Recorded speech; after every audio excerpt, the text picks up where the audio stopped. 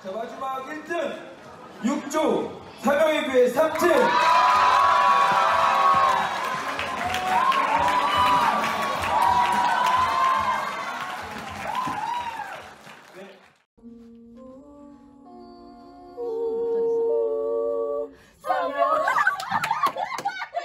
사명의 교회 예바라기 청소년부 안녕. 요즘에 바람은 많이 불지만 그래도 날씨가 많이 따뜻해졌는데 우리가 이 화창한 날씨를 잘 즐기면서 매일매일 소중한 하루 잘 지냈으면 좋겠습니다. 너무 반갑고 오늘도 우리가 잘 예배했으면 좋겠는데요. 여기 사진 보면 예전에 선생님들과 함께 회식했던 사진이거든요. 여기 통에 가려진 한 두 인물 빼고는 지금 얼굴이 다 보일 텐데 빨리 선생님들과도 한자리에 함께 모이고 싶네요. 물론 여러분과도 함께 한자리에 모여서 얼굴 보며 또 대화할 수 있는 그날이 오기를 바라겠습니다. 오늘 주일이니까 다시 우리가 우리의 일상을 잠시 내려놓고 또 점검하고 하나님을 바라보면서 우리가 참되게 예배할 수 있는 귀한 시간 되길 바랄게요. 우리 먼저 사도신경으로 우리의 신앙을 고백해 보도록 하겠습니다. 전능하사 천지를 만드신 하나님 아버지를 내가 믿사오며 그 외아들 우리 주 예수 그리스도를 믿사오니 이는 성령으로 잉태하사 동정녀 마리아에게 나시고 본디오 빌라도에게 고난을 받으사 십자가에 못 박혀 죽으시고 장사한 지 사흘 만에 죽은 자 가운데서 다시 살아나시며 하늘에 오르사 전능하신 하나님 우편에 앉아 계시다가 저리로서 산 자와 죽은 자를 심판하러 오시리라. 성령을 믿사오며 거룩한 공회와 성도가 서로 교통하는 것과 죄를 사하여 주시는 것과 몸이 다시 사는 것과 영원히 사는 것을 믿사옵나이다. 아멘.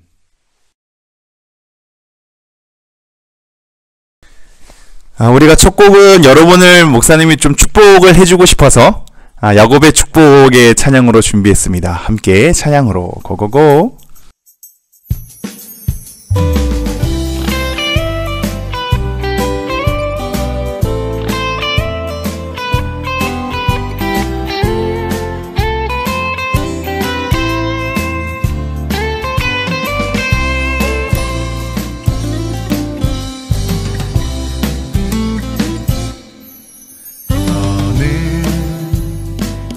담장 너머로 뻗은 나무 가지에 푸른 열매처럼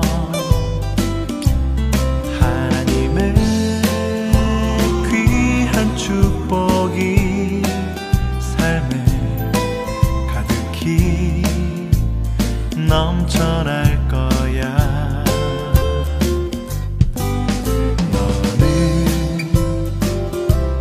시련이 와도 능히 이겨내 강한 팔이 있어. 전능하신 하나님께서 너와 언제나 함께 하시니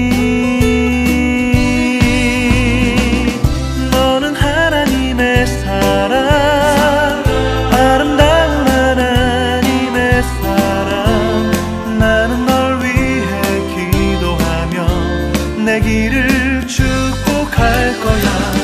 너는 하나님의 선물 사랑스러운 하나님의 열매 주의 품에 꽃 피운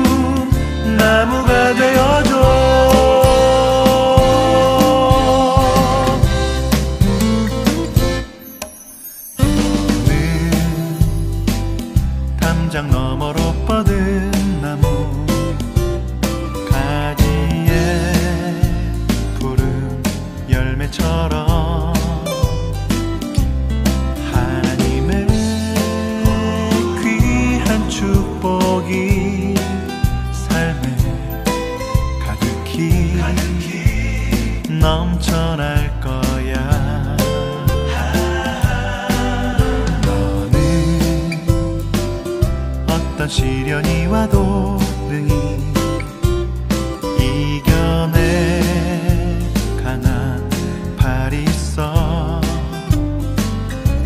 전능하신 하나님께서 너와 언제나 함께 하시니.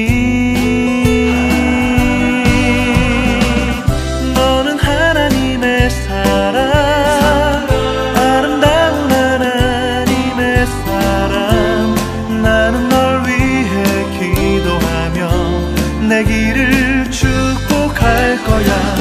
너는 하나님의 선물, 사랑스러운 하나님의 열매. 주의 품에 꽃 피운 나무가 되어줘. 너는 하나님의 사랑, 아름다운 하나님의 사랑. 나는 널 위해 기도하며 내 길을 축복할 거야. 너는 하나님의 선물, 사랑스러운 하나님의 열매. 주의 품에 꽃 피운 나무가 되어줘.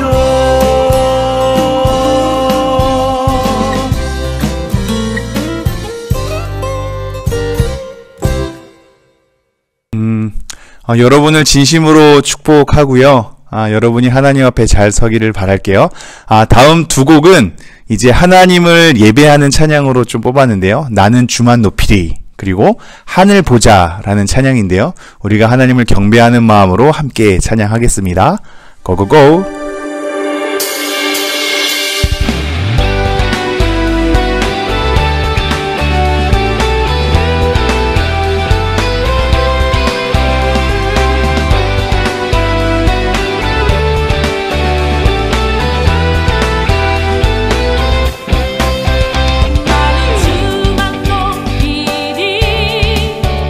결코 내 맘 변치 않네.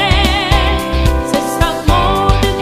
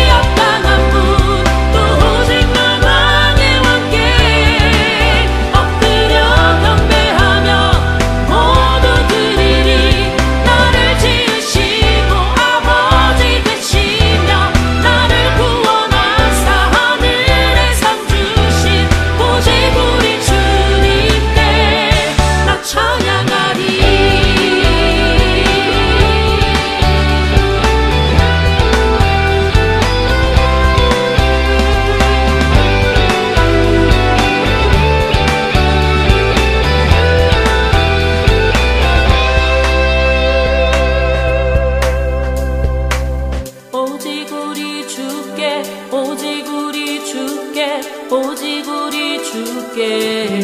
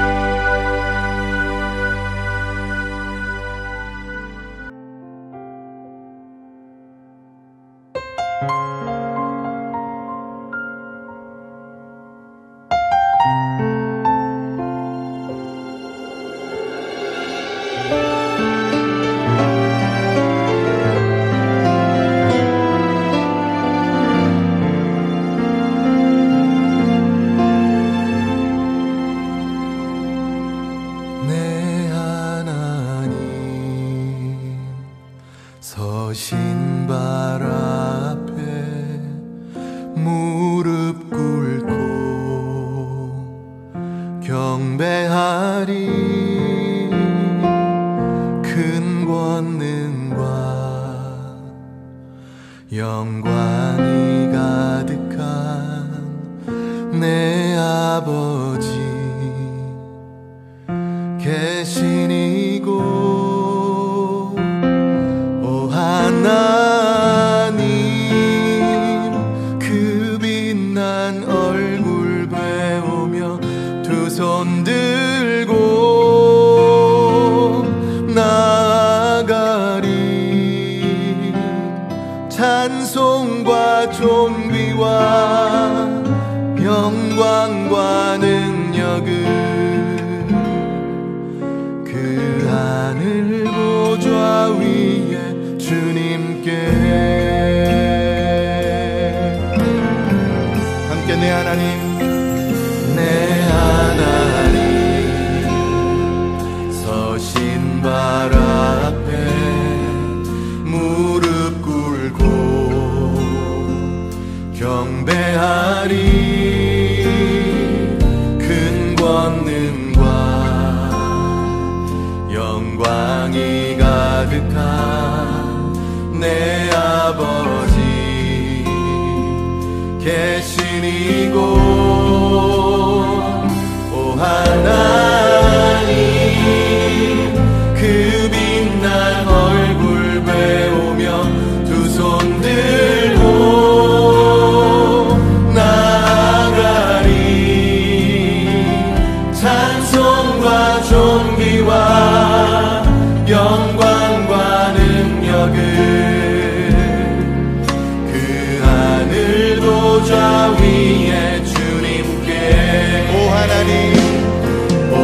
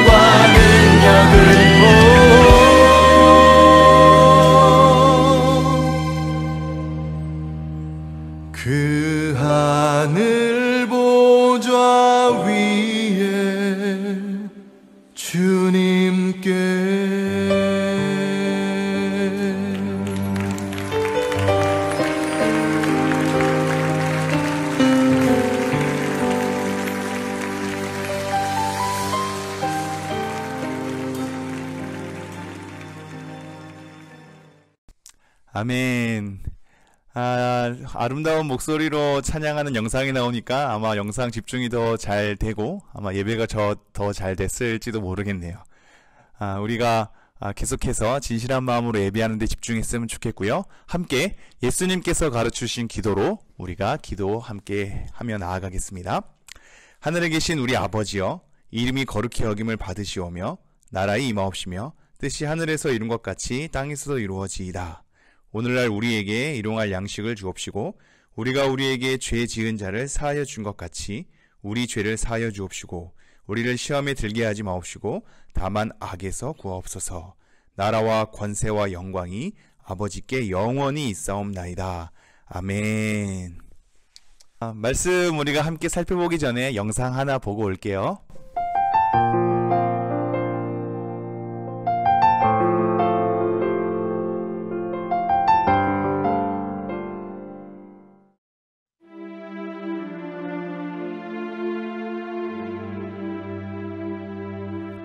우리가 현재 읽고 있는 성경은 완벽하고 정확합니다. 고대 탈무디스트라는 특수한 유대인 집단에 의해 1000년 동안 성서 사본이 집필되었고 현재의 구약 성서가 되었습니다. 그것은 17개의 엄격한 규칙 아래에서 만들어진 것으로 정확성에 대한 오차가 없습니다. 신약 성서의 경우 24,000여 개의 사본이 존재합니다. 원본과 사본이 쓰여진 시기가 25년밖에 차이가 나지 않고 내용의 차이도 미미합니다. 이렇듯 우리가 읽는 성경은 시간의 흐름에도 변형되지 않은 정확하고 완벽한 책입니다. 그렇기 때문에 성경은 완전합니다. 자, 이제 말씀 한번 보도록 하겠습니다.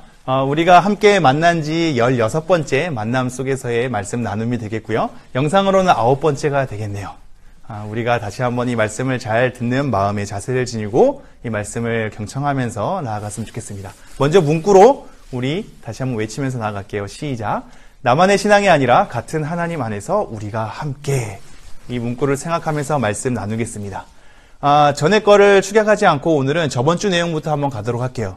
우리가 성경에 대해서 계속 살펴보고 있는데 성경은 과연 신뢰할 만한 것인가를 살펴보고 있죠. 그래서 저번 주와 더불어서 이번 주 이어지는 내용으로 이것을 두 가지로 나눠서 한번 살펴보았습니다. 먼저는 성경을 신뢰할 만한 것인가를 살펴보기 위해선 네 가지를 우리가 지금 점검을 해보려고 하는 건데 성경에 대한 독특성이 있었고 저자들의 문제가 있었고 기록물에 대한 문제가 있었고 성경 내용을 살펴보는 것에 대한 문제, 이 커다란 네 개의 이 포인트에 따라서 우리가 내용을 면밀하게 살펴볼 때 성경은 과연 신뢰할 만한 것인가를 우리가 어느 정도 정돈을 할 수 있겠네요. 그래서 우리가 첫 번째로 살펴볼 건 성경의 특이점이거든요. 다른 경전들과는 다르게, 즉 다른 경전들은 혼자 특별한 시기 가운데 본인이 계시를 받았다고 주장하면서 그것에 대한 기록을 기록하기도 하고 또한 그들의 제자들이 보완하기도 하는데 혼자 특별한 시기에 계시를 받았기에 그 계시가 정말 계시를 받은 것인지 그 내용에는 그들의 개인적인 생각이 개입되진 않았는지 그리고 그 내용에는 오류나 과장이 없었는지를 전혀 다른 사람이 객관적으로 검증할 수 없는 한계가 있었죠. 주관적인 자기의 주장일 수 있는 거죠. 그러나 우리의 이 기독교의 성경, 이 경전은 달랐죠. 1500년이나 1600년의 기간 동안 각기 다른 시대의 사람들이 40여 명의 이 기자들이 그것을 하나님의 뜻을 받아서 그것을 기록했단 말이죠. 이 기록할 때에도 각자 서로 짜고 칠 수 없는 그런 상황 가운데 하나님의 뜻을 고스란히 본인은 적었는데 모든 시대에서 동일한 하나님, 동일한 예수님에 대한 기록, 동일한 성령님에 대한 기록, 동일한 교회 현상에 대한 것들을 고스란히 통일성 있게 그리고 서로 조화되게 그리고 서로 인용할 수 있는 그리고 엄청난 숙고를 통하여서 그것이 우리에게 전달되는 독특함이 있었다. 그래서 그 내용에는 역사성도 있고 일치성도 있고 통일성도 있었다라는 것에 대한 검증 가능한 특별한 점이 이 성경 가운데 있었다 그랬고요. 두 번째는 저자의 문제인데 이 사들이 실존 인물임을 이미 그 모든 사람들이 공공연하게 받아들였고 실질적으로 선지 활동 또는 사도 활동을 했기 때문에 사람들이 다 아는 인물이었으며 그들이 그것을 기록했다라는 것에 대해서 모든 사람들이 공공연하게 받아들이는 상황 가운데 그 기록물이 전달되고 사람들에게 읽혀지고 모든 교회들에게 확장되는 상황이었거든요. 그래서 그자들이 실존 인물임을 또한 그들이 썼음을 사람들이 다 인식한 상태에서 이 기록물이 전달되었다라는 거죠. 그리고 세 번째는 저자의 상태인 건데 과연 그들이 그러한 하나님의 계시를 온전히 받아서 적어서 전달하고 기록할 만한 그런 상태였는가, 그럴 능력이 있었는가를 우리가 살펴본 거거든요. 그것을 먼저 첫 번째는 8가지의 검사로 살펴본 거죠. 그들의 의도는 다른 의도 없이 정확하게 그것을 기록하고 올바르게 기록할 의도가 있었는가를 우리가 한번 살펴보고 그들은 그것을 정확하고 꼼꼼하고 올바르게 적을 만한 능력이 있었는가에 대한 검사도 우리가 살펴봤고 세 번째로 그들은 굉장히 신중했으며 굉장히 숭고한 자세와 경건한 자세를 통하여서 올바르고 꼼꼼하게 정직하게 사실을 그대로 적을 만한 그런 성격이 되었다는 것과 그들의 논의 또한 그리고 주장 또한 증언 또한 여러 기자들을 통하여서 여러 일반적인 증언들을 통하여서 검토를 해본 결과 일관성 있게 전달이 됐다는 것을 우리가 또한 확인했고 그들에게는 또한 편견이나 은폐하고자 하는 잘못된 의도가 없었다라는 것에 대해서도 우리가 충분히 또한 살펴본 거고 그리고 그들의 증거만이 아닌 이들의 증거 외에 또 다른 사람들이 그들을 증거할 때 이것에 대한 내용이 보충적인 자료로 충분히 증언이 되었는가 를 우리가 한번 살펴본 거고 이들을 반대하는 사람들의 입장에서도 그들의 진술을 살펴볼 때 이들에 대해서 온전히 그들과 같이 얘기하고 있지는 않지만 이들이 얘기하는 이 사실이 역사적 사실인 것만큼은 부인할 수 없는 반대 증인의 자료 또한 우리가 충분히 살펴볼 수 있었죠. 그래서 그 저자들의 상태는 너무나 꼼꼼하고 올바르고 정확하게 기록된 그런 상태였다라는 것을 우리가 살펴본 거고 그리고 또한 그들의 연약함이 있고 오류가 있고 개인적인 생각이 있는데 이러한 연약함과 오류 가운데 하나님께서 하나님의 기록물에 있어서는 그들의 연약함이 들어가지 않도록 영감을 통하여서 그들을 붙드셨고 그들을 보호하셨고 그들을 하나님께서 사용하시되 하나님의 뜻이 제대로 적힐 수 있도록 하나님께서 인도하셨다라는 것 그렇게 전달되면서 사람들에게 하나님의 뜻을 일러주는 특별한 하나님의 영감 하나님의 뜻이 그들 가운데 특별한 사람들에게 임하였기 때문에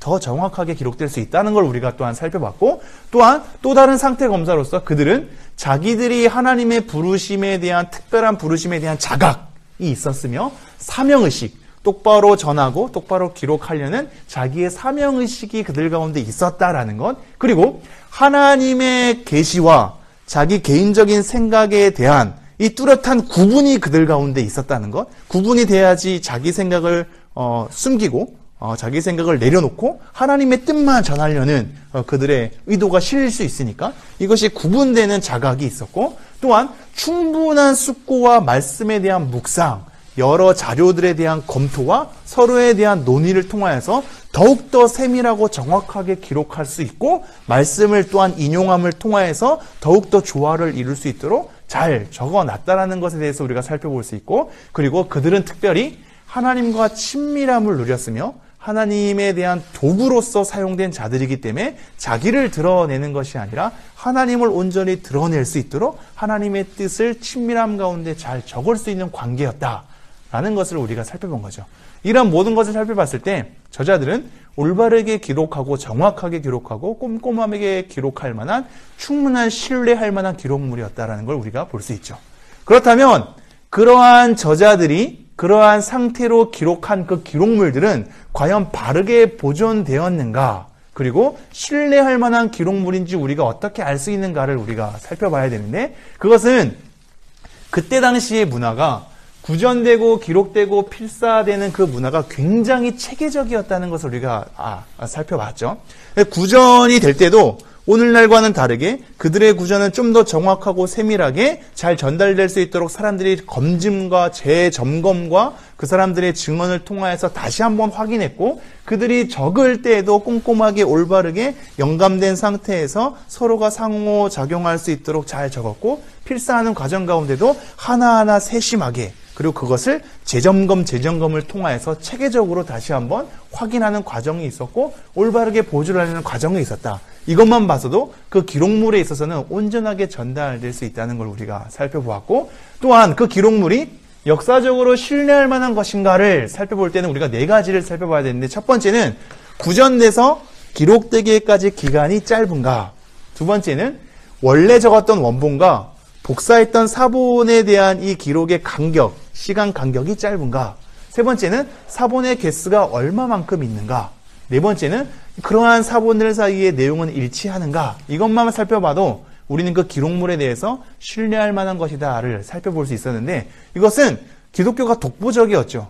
구전되면서 기록을 하기까지의 기간이 굉장히 짧아요. 다 모두가 살아있을 때 그 예수님에 대한 전기와 가르침들을, 사도들에 대한 증언들을 다 그들이 살아있을 때 적는 그런 구전기간이 굉장히 짧은 걸 통하여서 오류가 들어갈 수 없도록 할 수 있는 기간이었으나, 다른 종교 경전들은 엄청나게 차이가 많이 났죠. 이건 나중에 다시 한번 얘기할 겁니다만, 적게는 막 100년 이상, 많게는 1000년 이상까지 그렇게 기간이 길어지거든요. 그러니까 오류가 들어갈 가능성이 그들은 많은 거죠.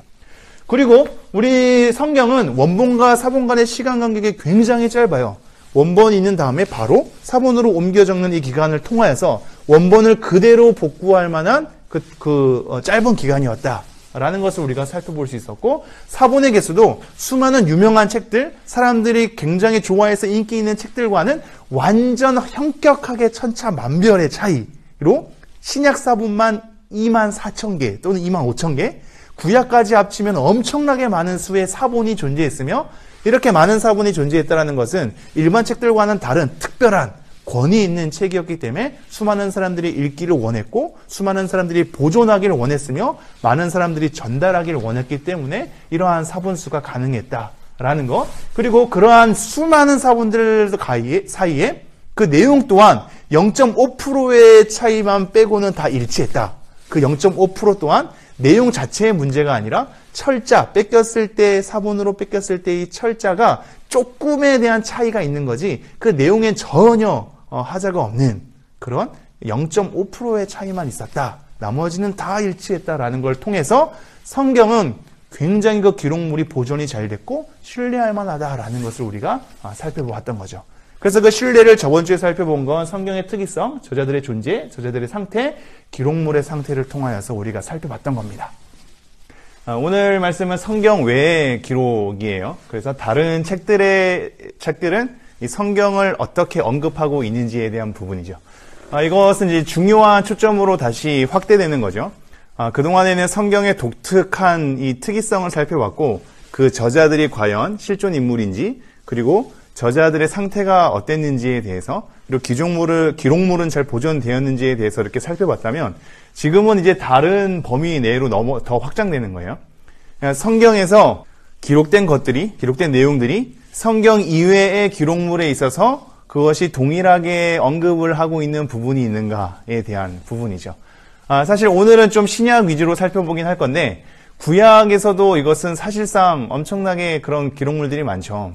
그러니까 구약은 초창기에 족장시대, 그러니까 성경의 앞부분의 내용들은 기록물이 사실 전 세계적으로도 거의 없어요.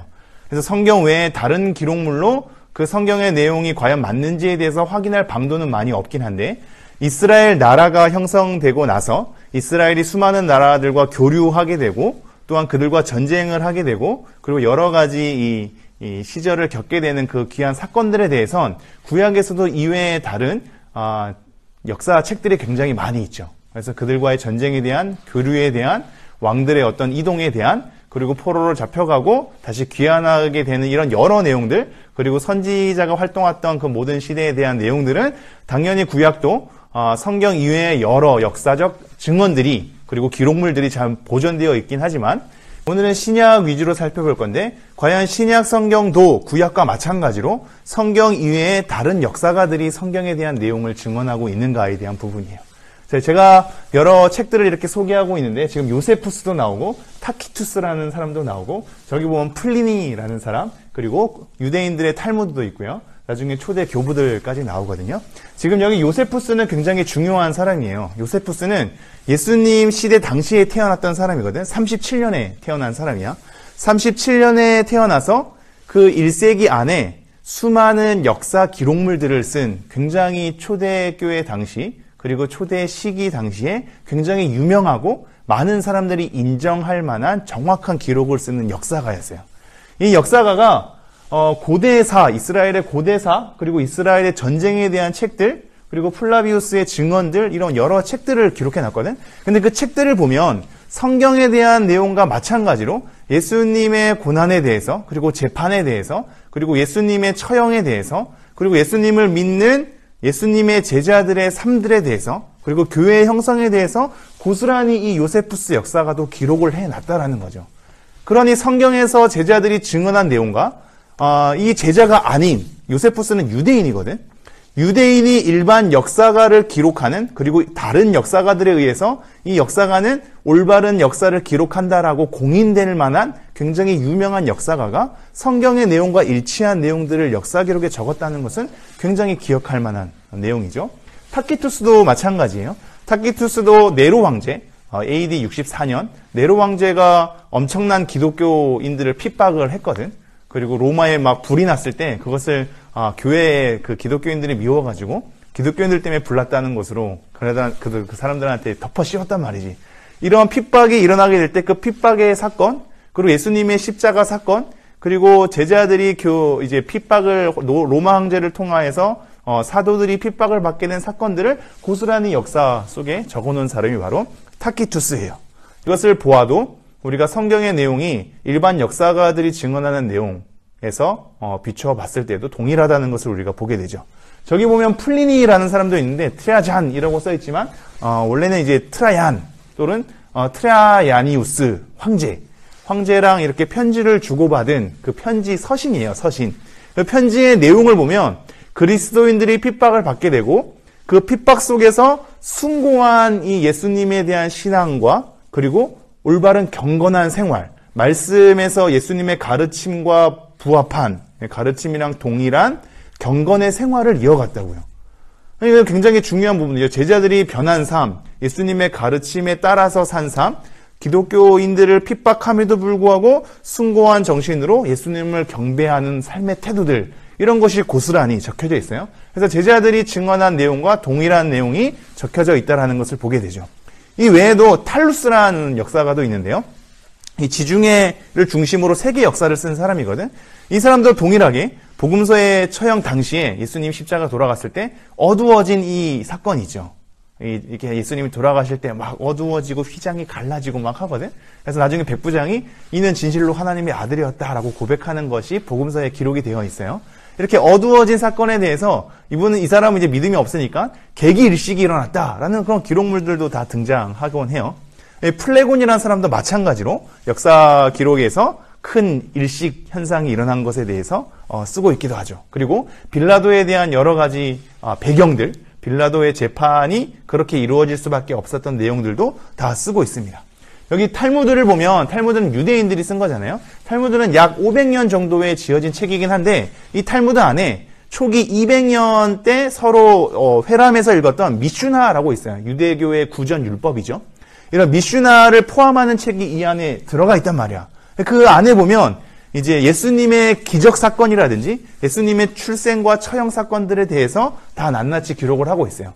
유대인은 이 예수님에 대한 이 그리스도인들을 싫어하니까 예수님에 대한 어떤 예수님이 신이다, 예수님이 하나님의 아들이었다라는 식으로의 고백은 안 들어있지만 예수님의 특별한 탄생, 예수님의 특별한 처형, 그리고 제자들의 여러 사건들, 이것을 고스란히 유대교 이 탈무드에도 다 들어가 있죠. 그리고 예수님이 이상한 어떤 기적을 일으켰다, 그는 마술사가 아니었겠는가, 이렇게 비꼬는 식으로 예수님을 기록한 내용도 있어요. 그 내용도 어쨌든 예수님께서 뭔가의 기적을 일으켰다는 하나의 증언이 되기도 하는 거죠. 그리고 저기 보면 초대 교부들, 초기의 교회의 아버지, 이걸 교부라고 하는데, 초기 교회의 아버지들은 사도들의 제자들도 있었고 이 제자들의 제자들도 있었거든. 이들의 증언도 비추어 봤을 때 본인의 스승이 얘기했던 내용과 그리고 초기에 이 증언했던 내용들이 다 일치했다라는 것을 저 사람들의 편지를 통해서도 다 알 수 있는 거죠.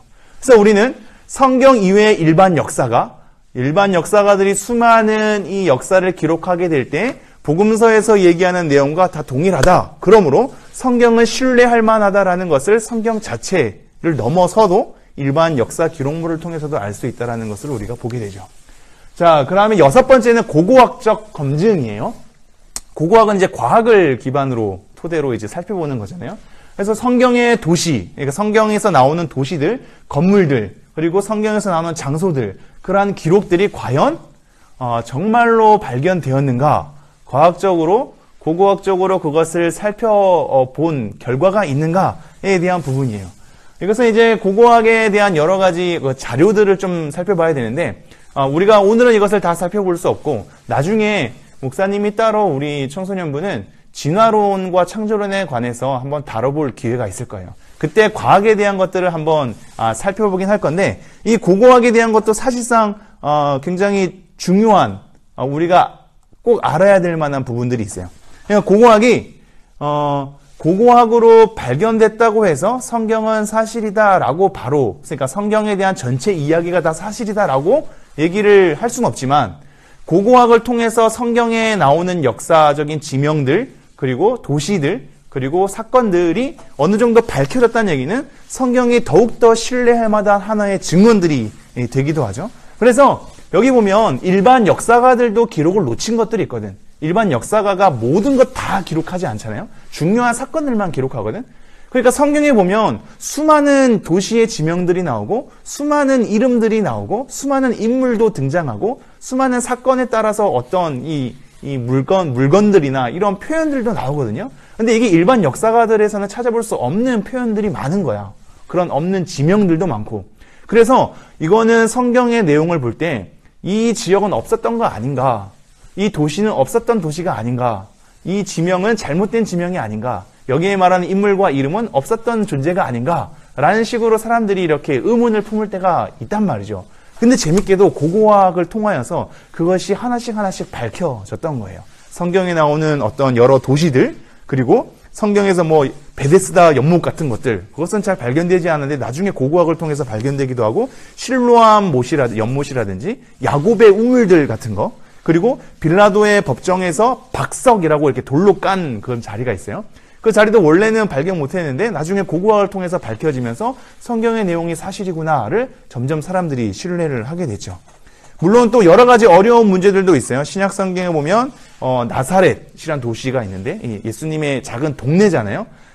나사렛이 너무 작아서 이게 사실상 일반 역사가들에게는 기록이 안 됐거든.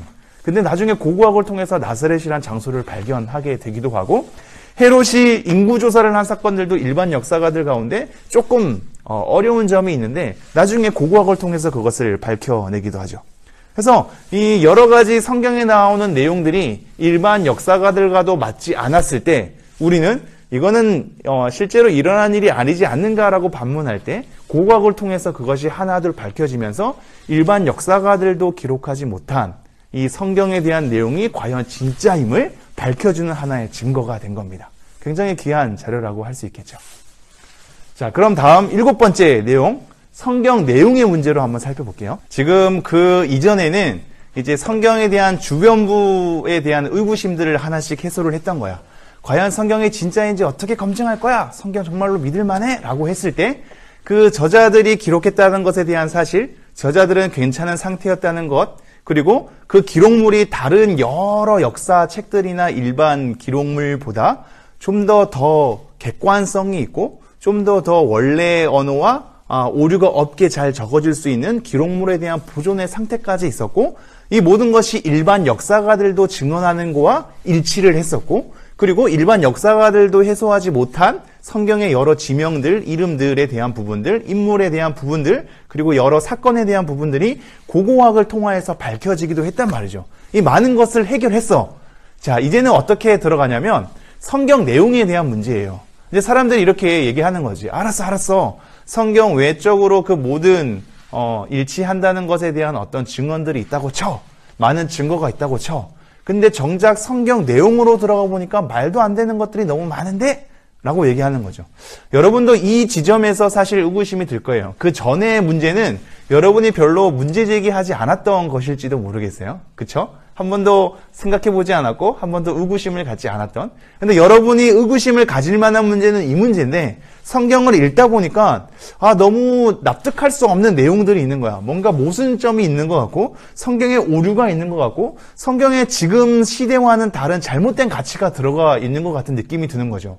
그러니까 성경 내용 자체를 보니까 이건 너무 말도 안 되지 않나? 라는 거에 대한 우리의 의심 또한 생기게 마련이죠. 그것 때문에 우리는 성경을 온전히 다 받아들이지 못하는 그런 한계에 우리가 자꾸 갈등을 갖기도 하잖아요. 그죠? 그래서 이 문제를 우리가 살펴볼 건데, 목사님이 한번 여러 가지로 이 내용을 간추려 봤어요. 여러분이 성경에서 어려워하는 부분들이 어떤 지점인지에 대해서 한번 살펴본 거죠.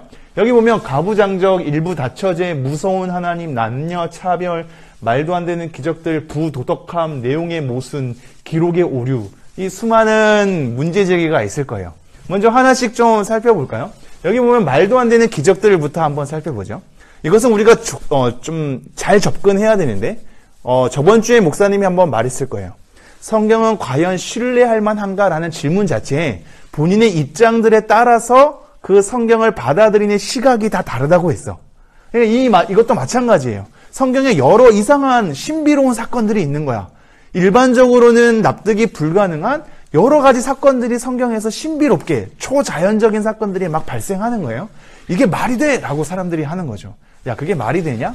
우리 스스로도 이건 정말 너무 말이 안 되지 않나? 오병이어가 말이 돼? 모세가 그 홍해를 가른 사건이 말이 돼? 갑자기 해가 멈추는 사건들이 말이 돼? 뭐 이런 어두움이 막 임하는 사건들이 말이 돼? 처녀가 잉태해서 아이를 낳았다는 게 말이 돼? 정말 말이 돼! 라는 것으로 얘기하는데, 그 말이 돼에 대한 근거를 보면 대부분은 과학적인 근거인 거거든요. 그러니까 한마디로 기적에 대해서 일어날 수 없다라는 마음이 전제에 깔려 있는 거예요. 과학적인 입장에서, 그리고 이 세상에는 기적을 일으킬 만한 존재가 없다는 것에 대한 믿음이 먼저 있는 거죠. 하나님은 그러한 일을 일으킬 수 있는 능력이 있는 분이 아니야 라는 전제가 이미 깔려 있기도 하고, 그러한 신은 존재하지 않아 라는 전제가 깔려 있기도 하고, 과학 이외의 초자연적인 사건들은 발생하는 건 불가능해 라는 것이 깔려 있기도 하고, 말이 안 되는 것이 일어나는 것은 우리가 받아들일 수 없어 라는 것에 대한 자기 입장이 다 깔려 있는 거예요. 그러므로 다시 한번 이렇게 얘기할 수 있죠. 하나님은 충분히 그러한 일을 일으킬 수 있고, 이 세상에는 과학적으로 다 증명하지 못할 일들이 있고, 초자연적으로 발생하는 놀라운 일들은 얼마든지 일어날 수 있다라는 것을 우리가 먼저 받아들이고, 그러한 일들은 하나님께서 특별한 일하심에 따라 일으킬 수 있다라는 것 또한 우리 입장을 받아들이면 성경에 대한 초자연적인 사건들, 그리고 여러 기적들은 말이 되는 내용이 되는 거예요. 그러므로 우리는 우리 입장을 다시 한번 돌이켜봐야죠. 여러분은 하나님이 이러한 일을 일으킬 수 없다고 믿으시나요? 그리고 이 세상에는 과학적인 것으로만 다 증명할 수 있다고 믿으시나요? 이 세상에는 여러 가지 초자연적인 사건들이 발생할 수 없다고 믿으시나요? 그게 아닌 이상 우리는 하나님이 어떠한 분임을 알기에 충분히 그러한 일이 일어날 수 있으며, 그 일을 통하여서 하나님이 여러 사건들을 이루어 가실 수 있다라는 것을 알게 되고, 그러므로 그러한 기록이 담긴 성경의 내용들에 있어서도 우리는 그 기적들을 받아들일 수 있다라는 입장으로 다시 한번 결정이 되게 되죠. 자, 그리고 여러분이 궁금한 것들은 이러한 부분일 거예요. 가부장적인 내용이 성경에 기록되어 있거든. 우리가 그것을 읽으니까 불편한 거야. 너무 남성 중심적인, 그리고 그 가정의 모든 권한을 어떤 남자가 다 지니는 입장들, 그리고 그렇게 뭔가 표현되는 부분들, 그리고 일부 다처제, 한 사람이 수많은 여자를 거느리게 되고 그렇게 가정을 이루게 되는 아주 불편한 사건들. 이 남녀 차별도 마찬가지예요. 남자와 여자에 대해서 뭔가 동등하게 언급되지 않는 것 같고, 남자를 더 우월하게, 그리고 여자는 함부로 대하는 것으로 그렇게 여자에 대해서 제한을 두고 한계를 두고 아무 것이나 하지 못하도록 감시하고 이렇게 가둬두는 어떤 그런 것으로 남녀 차별에 대한 부분들, 일부 다처제, 가부장적, 이 흐름이 같은 꼴인데요. 이것으로 우리가 불편한 마음을 갖게 되거든. 왜 성경이 이런 것을 기록했을까? 왜 이런 것에 대해서 표현하고 얘기를 하는가? 이것은 잘못된 가치 아닌가? 라고 얘기할 수 있어요. 그러면 저는 반대로 이렇게 물어볼 수 있죠. 정말로 하나님이 그것을 원한다고 생각하나요? 여러분은 하나님이 가부장적인 거, 일부 다처제, 남녀 차별을 조장하고 원하신다고 생각해요? 그게 하나님의 뜻일까요? 여러분, 그렇지 않아요. 우리가 이것을 잘 구분해야 되는데, 성경에 실린 내용이 있다고 하더라도 하나님께서 무엇을 기뻐하시는가? 하나님께서 원하시는 뜻이 무엇인가? 우리에게 명령하시는 것이 무엇인가? 이거를 가려내야 돼요. 그러니까 성경에 나오는 사건과 이야기와 실제 일어난 일들과 더불어서 이 안에서 하나님이 요구하고 명령하고 기뻐하시는 뜻은 무엇인가를 가려내야 돼. 즉, 성경에는 가부장적인 것에 대한 흐름이 있어요. 그게 사실이에요. 그리고 일부 다처제에 대한 기록이 확실하게 있죠. 아브라함만 봐도, 야곱만 봐도, 수많은 아내를, 다윗도 그렇고 솔로몬도 그렇고, 성경에서 유명하게 얘기하는 인물들이 수많은 사람들을 자기의 아내로 맞이하게 되는 것이 사실이에요. 그리고 남녀 차별에 대한 어떤 표현들이나 남녀 차별에 대한 실질적인 사건들도 일어나기도 해요.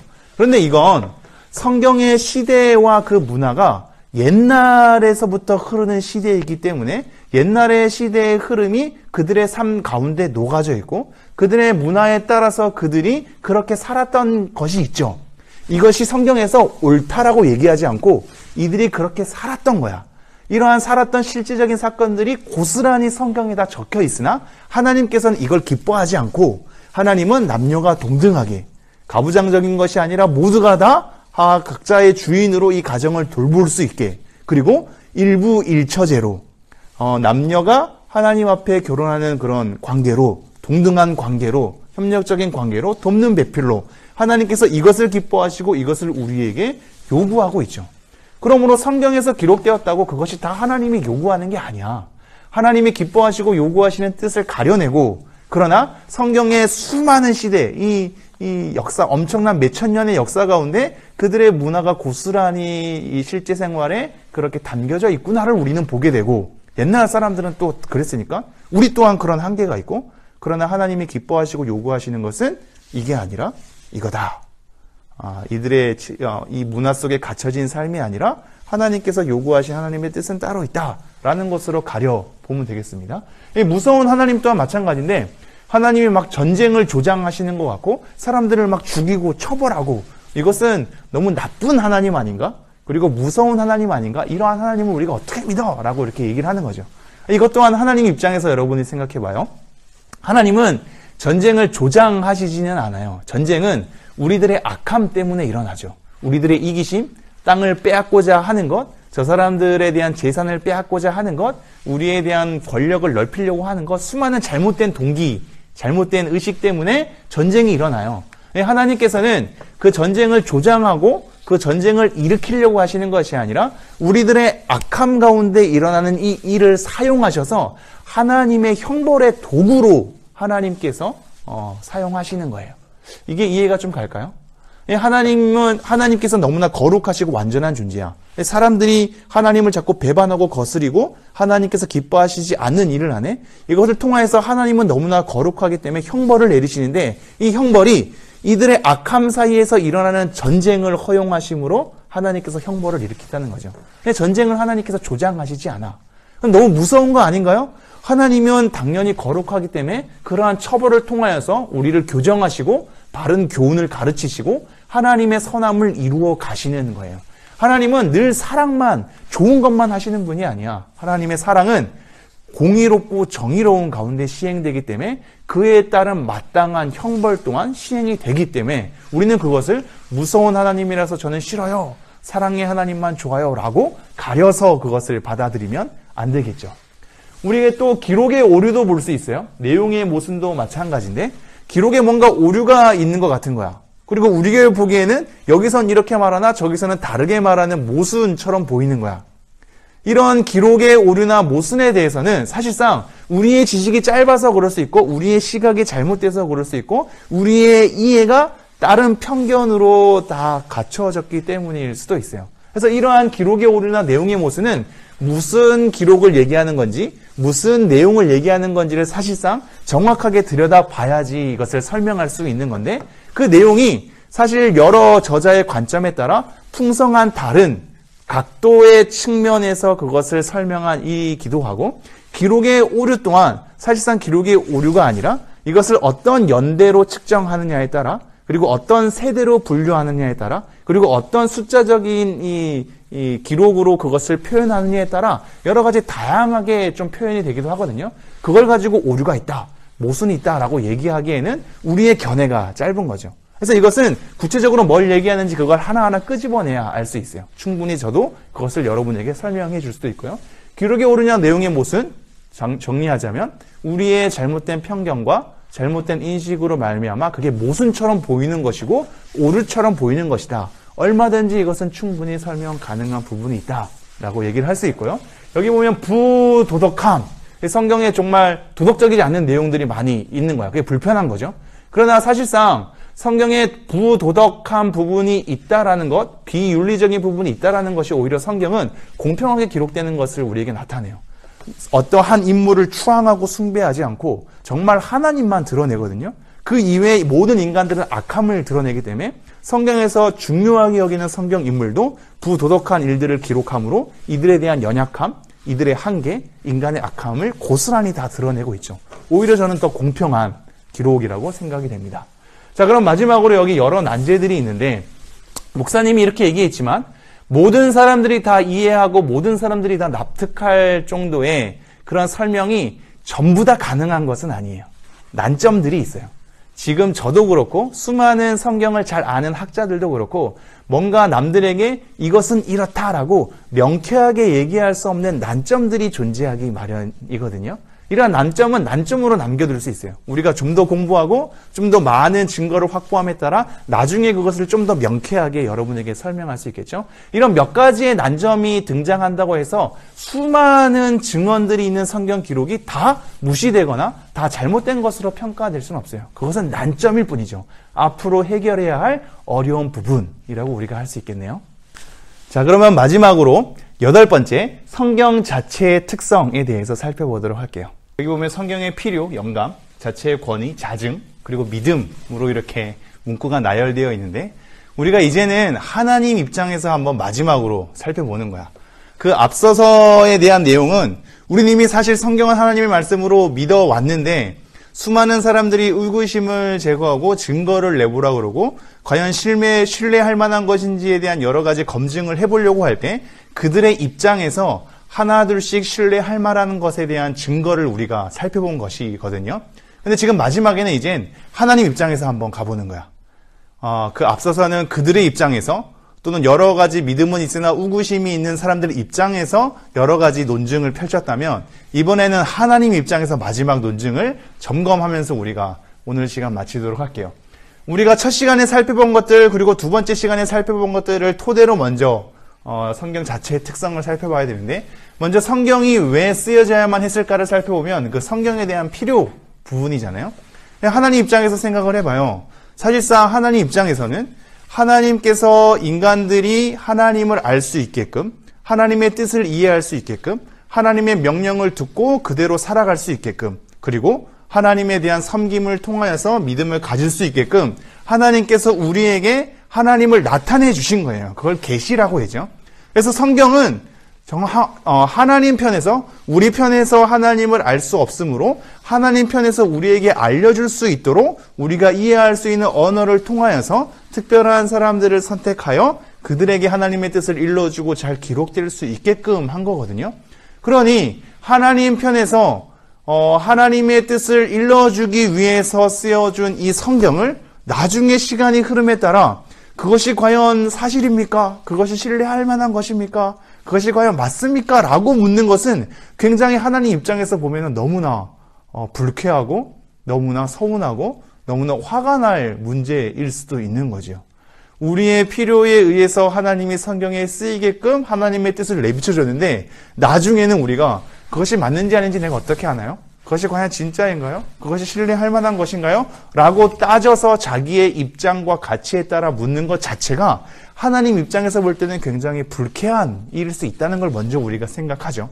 그러면서 하나님께서 하나님의 어떠함을 드러내 주신다면 그것은 과연 진리의 내용으로 충분히 가능한 것이고 그 진리의 내용이 오류 없이 잘 적힐 수 있도록 영감되어서 썼기 때문에 하나님의 특별한 능력이 특별한 사람들에게 임하여서 특별하고 정확하게 쓸 수 있도록 인도하셨고 보존되게 하셨고 전달되게 하시는 하나님의 보호하심을 다 이해하고 그것이 성경 정경화 과정을 통하여서 우리에게 전달되고 교회에게 읽히는 하나님의 섭리까지 이해한다면 이 성경 자체만으로 하나님에 대한 진리 그리고 신뢰할 만한 내용이라는 것을 우리가 충분히 납득할 수 있고 받아들일 수 있는 거죠.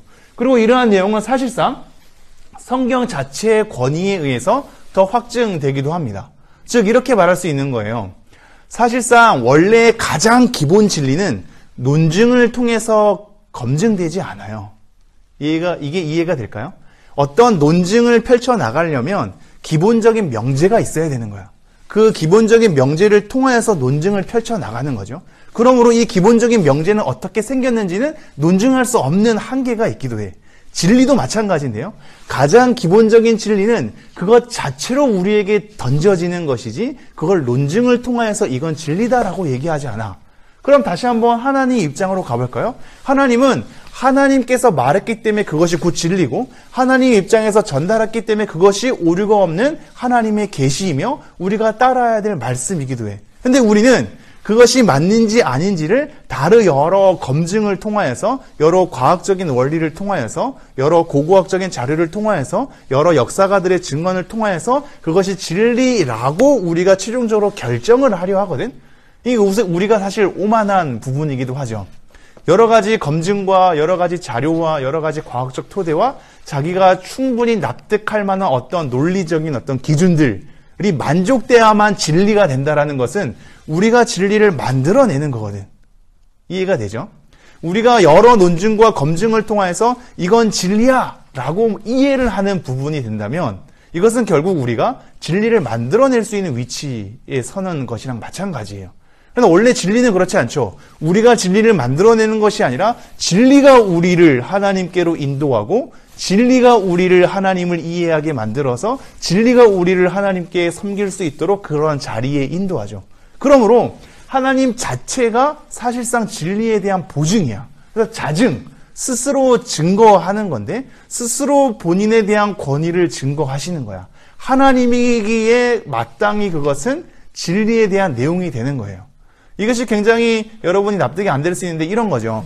어떤 사람이 그 사람의 말이 신뢰할 만한지 그리고 그 사람의 말이 정확한지 그리고 그 사람의 말이 사실인지를 우리가 어떻게 사람들에게 얘기할 수 있냐면 그 사람은 정말 사실을 말할 만한 사람이기 때문에가 굉장히 검증 중에 하나인 거거든요. 저 사람은 신뢰할 만해. 저 사람은 믿을 만해. 저 사람은 그동안 삶을 살펴봤는데 저 사람은 사실을 말할 만한 사람이야.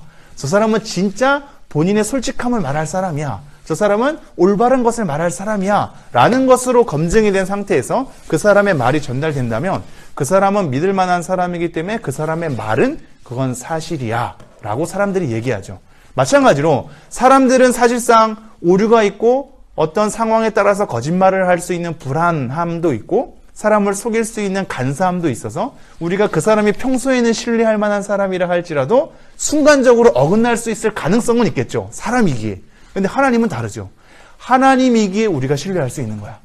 하나님이기에 오류가 없고 하나님이기에 모든 것을 행할 수 있는 능력이 있으며 하나님이기에 그것은 사실이고 하나님이기에 그것은 권능 있는 말이며 하나님으로부터 나온 것이기에 우리가 온전한 역사적 사실이며 온전한 하나님의 말씀임을 우리가 받아들일 수 있는 거죠. 하나님이기 때문에 그래요. 진리에 대한 이 권위, 진리에 대한 이 사실, 진리에 대한 사람들의 이 수능은 사실상 그 자체의 권위가 있어요. 하나님께 권위가 있는 거야. 하나님이 여러분에게 막 설득시켜서 이게 진리인지 아닌지 너네가 밝혀줘.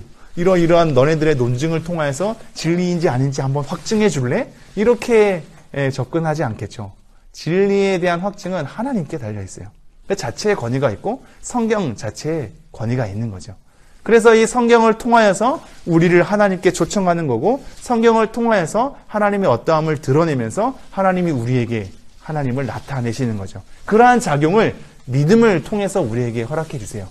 이 믿음에 대해서는 나중에 우리가 좀 더 살펴볼 건데 시간이 되면요. 나중에 한번 믿음에 대해서 다루는 시간을 갖도록 할게요. 하나님께서 이렇게 자체의 권위가 있고 성경 자체로서 증거할 수 있을 만한 내용의 어떤 통일성, 그 내용의 어떤 조화, 그 내용의 어떤 탁월성, 이런 모든 것이 성경 자체를 통해서도 우리가 볼 수 있단 말이죠. 성경을 통해서 이 세상에서 추구하는 가치와는 완전 차원이 다른 구원의 길을 제시하기도 하고, 성경의 곳곳의 내용들을 통해서 너무나 조화롭고 역사적으로 너무나 확증될 만하고 우리한테 너무나 탁월하게 다가오면서 우리를 구원의 길로 인도하는 여러 증언들의 조화와 일체성, 그리고 통일성을 바라볼 때 이 내용 자체만으로도 우리가 그 권위에 엎드리게 되죠. 이건 정말 하나님의 말씀일 수밖에 없어라고 우리가 인정하면서 받아들이게 된단 말이에요. 그 내용을 면밀히 살펴보면요. 근데 이러한 작용을 하나님께서 권위가 있음에도 불구하고 모든 사람들이 받아들이도록 강압적으로 그 사람들에게 진리를 막 다 이렇게 억지로 집어넣어서 세뇌시켜서 이것을 인정할 수밖에 없게끔 하나님께서 그렇게 그 사람을 강압적으로 끌어만들이시지 않고 믿음의 작용을 통해서 만든다는 것이 오늘의 중요한 마지막 포인트예요. 하나님은 믿음을 통하여서 성경의 진리와 하나님의 어떠함을 드러내시는 거죠. 믿음을 통해서 말이죠.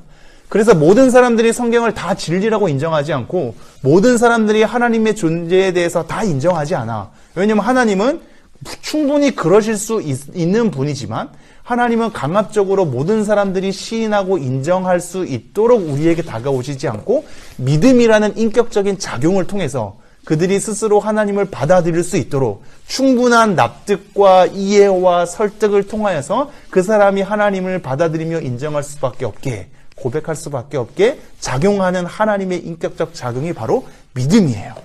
우리는 이 믿음을 통해서 하나님께 나아가게 되고 신뢰하게 되죠.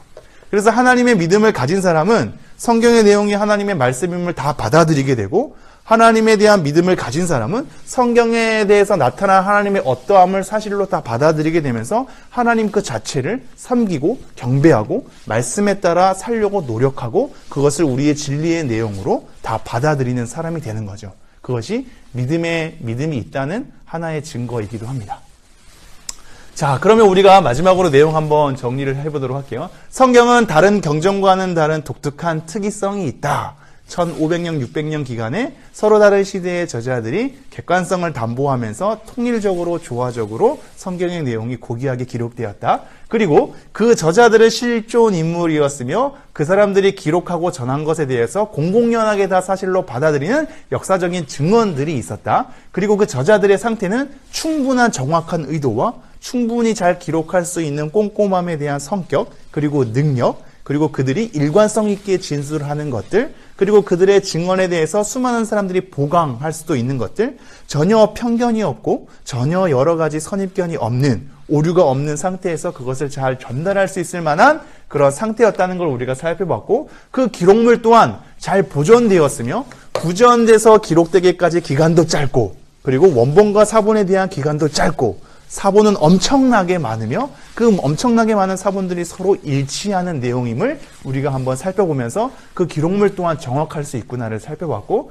성경 외의 역사가들의 증언을 통해서도 성경 내용에서 얘기하고 있는 것들과 그것이 똑같이 일치함을 우리가 살펴봤고, 고고학적인 검증을 통하여서 역사가들이 설명하지 못하는 수많은 지명과 역사적 유래들을 다시 한번 밝힌 것에 대해서도 우리가 살펴봤고, 성경 내용을 볼 때에도 수많은 모순이나 오류나 우리가 받아들이지 못할 자료들이 있는 것 같지만 그것은 우리의 편견과 선입견 때문에 그렇게 보이는 것이기도 하고, 우리의 잘못된 가치로 그것을 그렇게 해석하는 거기도 하고, 성경에 그런 내용이 있다 할지라도 하나님이 기뻐하시고 요구하시는 것은 다르다라는 차이를 우리가 정확히 해야 할 것이고, 또 하나 난점이 분명히 존재하지만 이 난점은 앞으로 풀어갈 숙제인 것이지 난점 때문에 성경의 모든 것이 무시되거나 그것이 사실이 아닌 것으로 증거되는 자료는 될 수 없다라는 걸 우리가 살펴봤고요.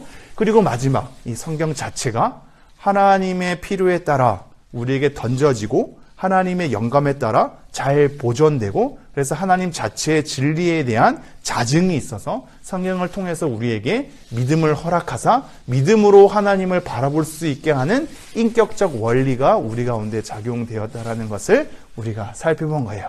자, 이제 여러분에게 맡깁니다. 성경은 과연 신뢰할 만한 것인가요? 이 수많은 논증을 살펴보았으니까 이제 성경이 사실이 아니다. 성경은 잘못된 것이다. 성경은 지어낸 것이다. 라고 하는 사람들에게 이러한 논리를 설명하면서 그렇다면 너네가 아님을 증명해봐. 라는 것으로 논리의 짐을 그들에게 떠맡기는 자세도 있었으면 좋겠고요. 수많은 사람들이 의문을 가질 때 여러분이 또 잘 설명하면서 여러분 자체가 정말로 성경은 하나님의 말씀임을 신뢰하는 사람이 되었으면 좋겠네요. 자, 이러한 증거를 외적 증거라고 하고요. 저거를 내적 증거라고 해요. 성경에 과연 신뢰할 만한 것인지를 외적 증거와 내적 증거를 통해서 우리가 함께 살펴보았습니다. 지금까지의 논증을 잘 따라와 줘서 고맙고 정말 하나님의 말씀임을 여러분이 잘 믿었으면 좋겠네요. 마지막으로 우리가 말씀 읽고 2개만 읽고 마치도록 하겠습니다. 모든 성경은 하나님의 감동으로 된 것으로 교훈과 책망과 바르게 함과 의로 교육하기에 유익하니 이것을 여러분이 꼭 믿고 받아들이며 여러분이 더욱더 여러분의 믿음에 강화됐으면 좋겠고요. 그러기에 너희는 여호와를 영원히 신뢰하라. 주 여호와는 영원한 반석이심이로다. 하나님을 신뢰해서 하나님을 따라 하나님의 말씀에 따라 여러분의 삶을 하나님께서 기뻐하시는 대로 걸어가는 여러분 되었으면 좋겠습니다. 우리의 질문 근육을 계속 키우면서 여러분이 여러분의 믿음을 강화시켜 나아갔으면 좋겠네요. 목사님이 기도하겠습니다. 하나님, 오늘도 저희 아이들과 성경은 과연 신뢰할 만한 것인가를 살펴보았습니다. 여러 논증을 거쳤는데 하나님, 우리 아이들이 정말 이 성경을 하나님의 말씀으로 잘 받아들일 수 있도록 주님께서 역사하여 주시옵소서. 믿음을 통하여서 인격적으로 작용하시되 우리 아이들이 그 믿음을 통하여 이 성경에 나오는 말씀을 통해 하나님을 알아가고 본인의 삶을 올바르게 살 수 있도록 다시 한번 엎드려가는, 그래서 이 성경의 신뢰에 따라 그들의 믿음 또한 잘 자라날 수 있도록 하나님께서 은혜를 베풀어 주시옵소서. 이 모든 말씀 우리 주 예수 그리스도 이름으로 기도합니다. 아멘. 헌금은 부모님을 통해 온라인으로 해도 되고요. 여러분 스스로도 또 용돈을 잘 아껴서 하나님께 그것을 잘 드리는 여러분 되었으면 좋겠네요. 주변 어려운 이웃들이 있으면 잘 돌봐주도록 하고요. 목사님이 축도로 예배를 마치도록 하겠습니다. 이제는 우리 주 예수 그리스도의 은혜와 하나님의 사랑과 성령의 교통하심이 다시 한번 성경이 신뢰할 만한 것이란 걸 받아들이고 부인할 수 없는 이 사실 앞에 하나님의 말씀을 하나님의 말씀으로 온전히 받아들이려고 다시 한번 다짐하며 믿음으로 고백하는 우리 예바라기 청소년부 위에와 그들의 가족 위에 이제로부터 영원토록 함께 하시기를 간절히 축원하옵나이다. 아멘.